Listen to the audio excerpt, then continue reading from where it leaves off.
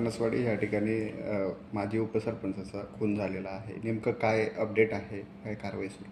आज सकाळी साधारणतः सकाळी 8 वाजता कानसवाडी आणि खडगाव या रस्त्याजवळ एका शेतामध्ये युवराज सोपन कोली वय 35 वर्ष यांचं खून झाले होते. खून करणाऱ्या आरोपींचं नाव आहे भरत पाटील, देवा पाटील, हरीश पाटील. 3 आरोपींनी त्यांना स्टॅबिंग करून त्यांना खून केलं होतं. त्याच्यापैकी भरत पाटलांचं अटक झालेलं आहे. त्यांचं ही जे खून करण्याचं कारण त्यांना 31 डिसेंबर रोजी ही जे आरोपी आहे त्यांचा एक FL3चं परमिट आहे आणि त्यांना एक डाबा आहे. त्या ठिकाणी त्यांचा काहीतरी वाद झाला होता. नंतर कालच्या दिवशी देखील काहीतरी वाद झाला होता म्हणून माहिती पडत आहेत.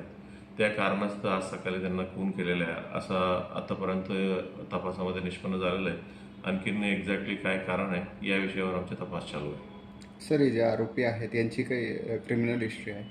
ही जे तिन्ही आरोपी आहेत, तिन्ही आरोपींचं आमच्याकडे काही क्रिमिनल हिस्ट्री सापडलेलं नाही आहे.